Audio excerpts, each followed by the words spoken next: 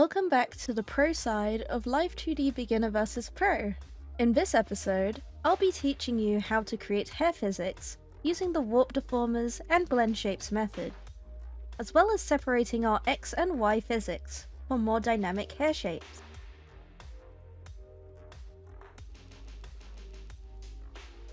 Let's start off by making custom meshes for our hair pieces. I recommend using the stroke mesh mapping tool to create a 2-width mesh around the outline of each piece, making sure to clean up any of those awkward edges. And then, fill in the center of the mesh as usual. If you have more textured hair, you may want a tighter mesh, but as this model has flat colored hair, we don't need that many points here. We also need to create our new parameters for our hair physics X. Make 3 new folders, and we'll name them hair physics front, hair physics side, and hair physics back. Now, open up the hair physics front folder, and we need to create 3 new parameters here. Hair front physics X1, X2, and X3.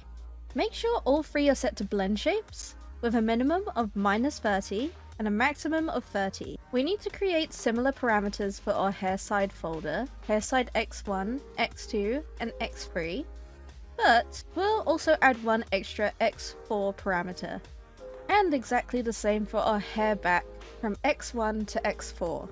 Now, we need to create a new warp deformer for each of our hair pieces. We want to name these part name physics X, so bang middle physics X, bang left physics X, etc, etc. And now we're all set up and ready to rig our hair physics X. We're going to rig our hair front first. Select our bang middle physics X deformer and create 3 keyforms on all of our hair front X parameters. We're going to increase the warp division to about 8 width and 10 height. This will be similar for the rest of our warp deformers. We basically want the division squares to be much tighter than the default, like this. We start with hair physics front X1. Let's set this to 30. Rather than moving the deformer using the Beziers, we're actually going to just click and drag to select all but the very top part of the deformer. We don't want to select too close to the top part of the hair, as it won't move that close to the hairline. Now, we're going to use the temporary rotation tool found in the modeling menu, place the rotation center point at the very top of our selection area, in the middle of the deformer, and then rotate to the right. You'll notice that it will only affect our selected area. We can then reflect this to -30 using the motion mirroring function, formerly known as reflect motion prior to the latest update. We want to do the exact same thing for X2, but we're going to lower the selection area below the halfway point of the hairpiece.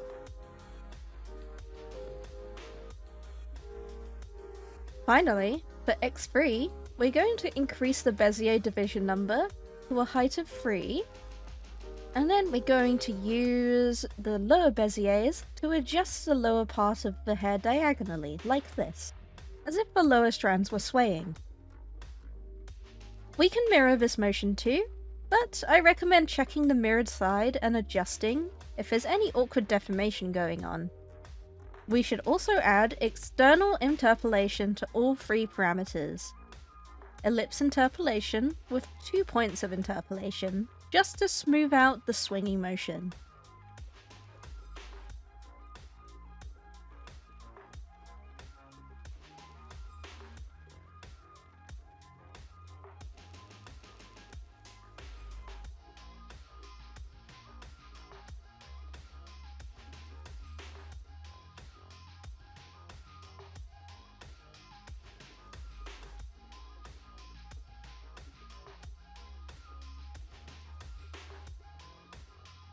The process for our hair side pieces is very similar to our hair front pieces, but we have 1 extra parameter to work with. Instead of X2 being just below the center of our deformer, we basically divide this further, so X2 will end up swinging from just above the center, and X3 below that.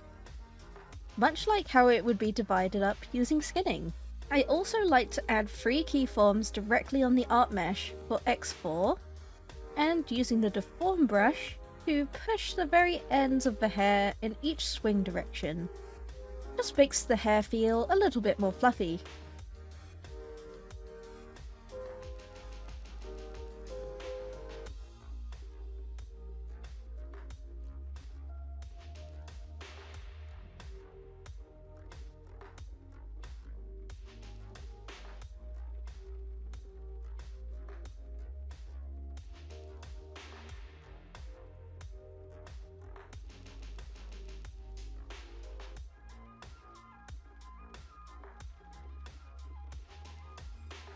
And for the back hair pieces, we repeat the same process as the side hair.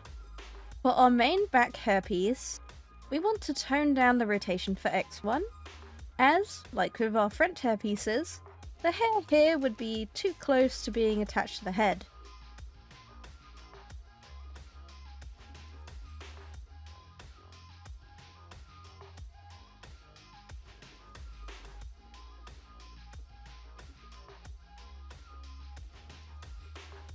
And that should be all of our Hair Physics X rigged and ready for physics settings.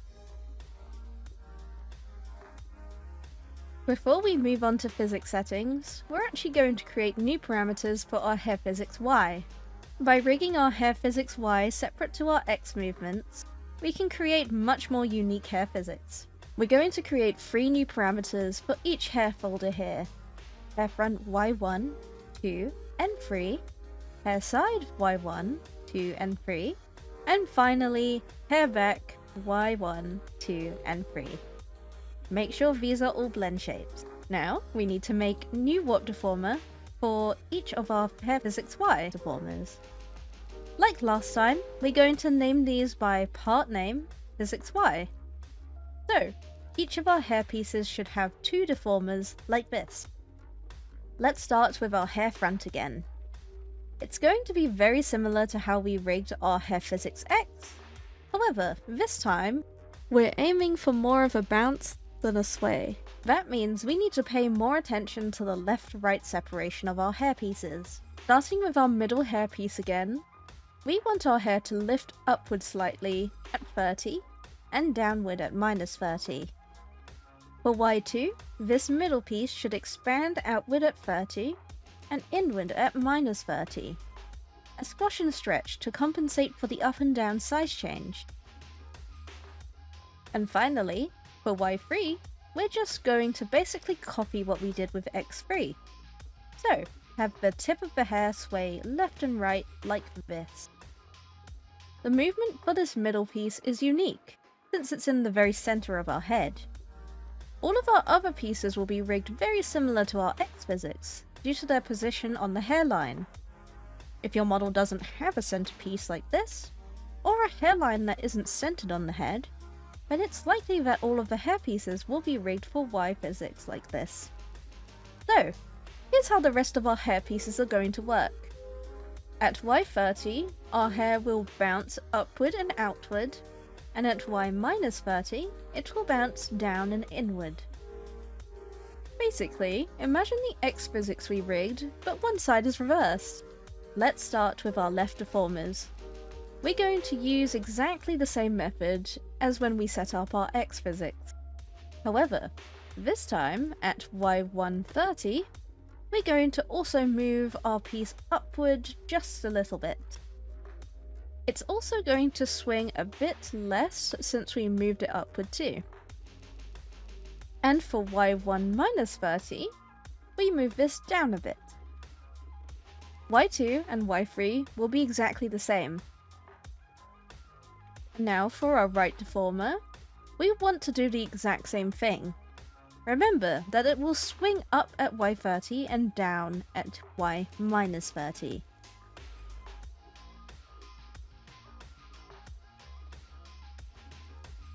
You may notice that this time we only created 3 parameters for our Y physics for the side and back hair. This is mostly down to preference. You can create as many parameters as you'd like, but be careful not to overcomplicate. Otherwise, it could be a real headache to rig. I find that you can comfortably reduce the parameter count by 1 for the Y physics, depending on the hair length, saving work time whilst also getting a good result. So, we can rig our side and back hair left and right pieces, just like how we rigged our front pieces. Make sure to include the small up and down movement for more bounce.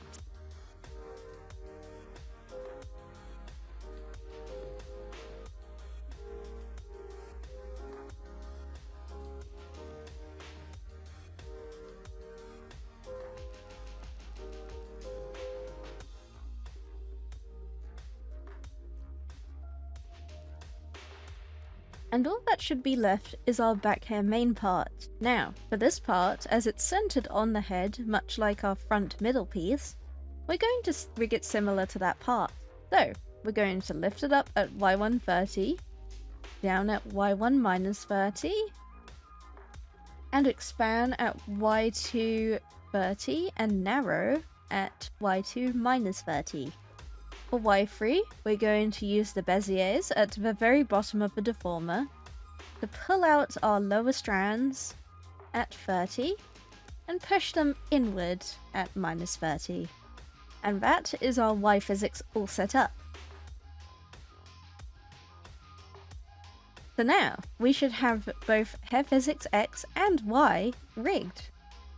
Now we're ready to set up our X physics groups. I'm not going to cover how to create a physics group here, as we covered this in the beginner episode. However, I will be expanding on the physics settings a bit more here. Let's set up our physics X groups real quick.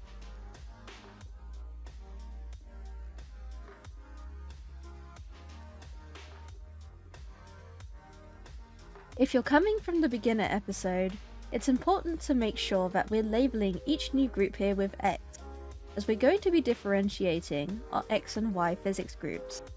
Before we create our Y physics groups, however, let's take a look at our output scale and pendulum settings. So, we're basically at the preset settings here, like we set up in the beginner episode. But, once we understand more about how the pendulum settings work, we can adjust the look of the hair sway. There are 4 categories of pendulum settings: duration, shaking influence, reaction time, and convergence speed.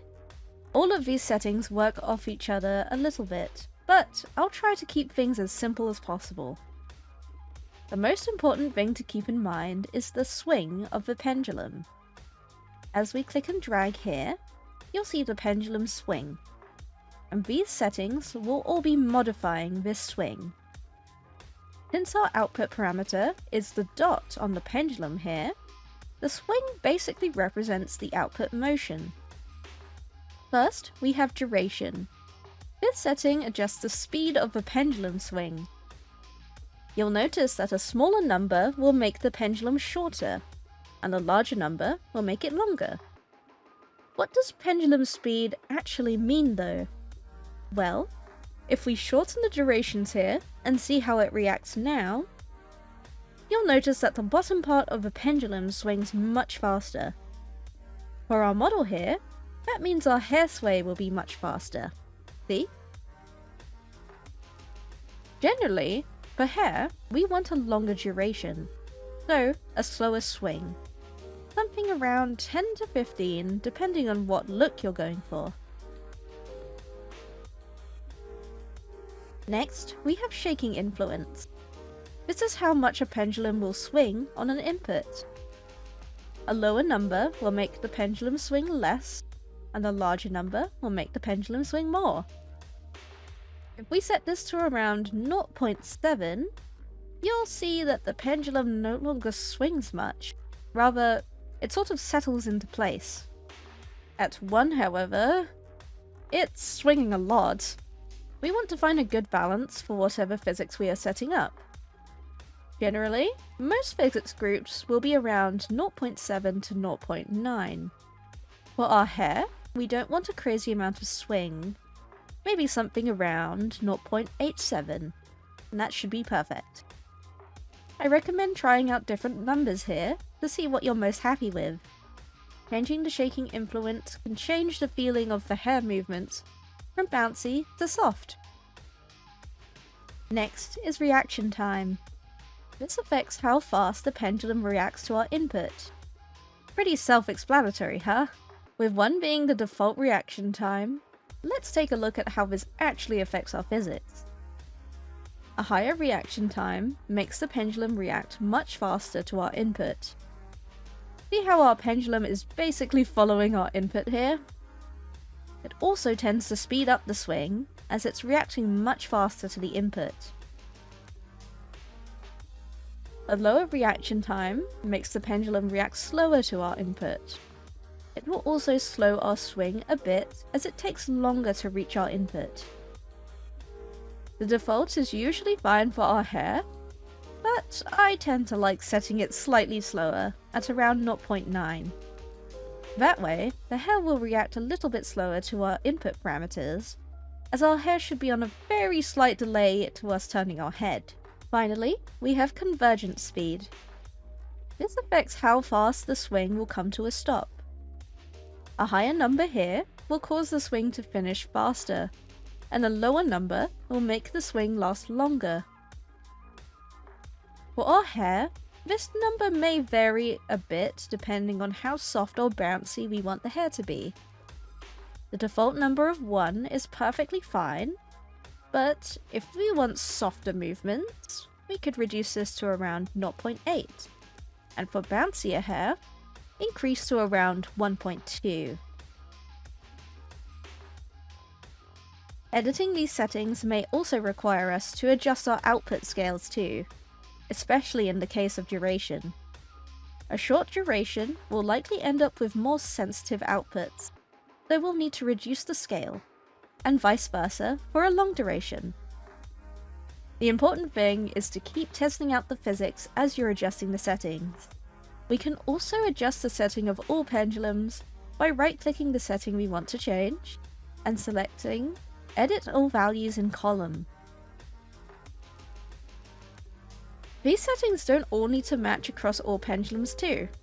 The settings of child pendulums usually use the parent pendulum as its input, much like the deformer hierarchy. So, now that we understand more about our physics settings, we can apply this to all of our current Physics X hair groups.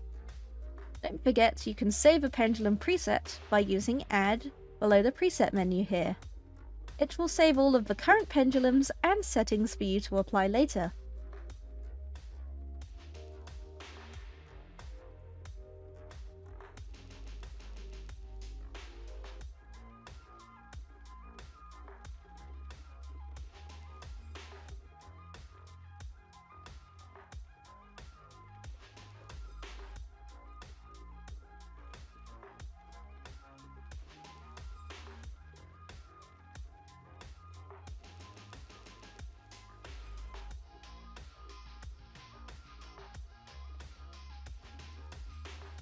Now we've got all of our X physics groups set up, we need to create new groups for our Y physics. The easiest way to do this is to duplicate each X physics group, rename them to hair front Y, hair side Y, and hair back Y. We also need to change our inputs to only angle Y, so remove the X and the Z. And, of course, change our output parameters to our Y parameters that we created for each hair group. The same settings should be fine for our Y groups, but I recommend checking over them anyway, and make sure to delete the extra pendulum on the side and back groups. When we test our physics, the Y physics will also affect the X physics, creating much more dynamic hair shapes, as you can see. One more thing before we finish with our hair physics. I recommend going back through the pendulum settings for your hair side and back groups and adjusting the settings further. The neat part about separating these hair groups is that we have more control over the movements of each. We can adjust the duration of the side and back groups so that they have a slightly slower swing. It sort of helps to differentiate the different lengths of hair. And that's our hair physics completed. Let's quickly go over what we learnt in this episode. We learnt about the deformer method of setting up hair physics and using Blendshapes, so we don't need to deal with those pesky corners. We also differentiated our X and Y physics by creating unique parameters for our hair Y physics. We also went into more depth on what the pendulum settings do, and I highly recommend trying to adjust each setting and testing how they interact with each other. The next pro episode will cover ways to make our head movements more advanced, including augmented physics. I recommend watching the beginner head angles video coming up after this one to learn about creating the basic head turns too. Thank you to my Ko-Fi members for supporting the channel, especially our ultra shiny treasure Bols and super shiny treasure Toxan. If you'd like to support the channel, please check out my Ko-Fi link in the description below. Take care and have fun in Live2D. Using the motion mirroring variant.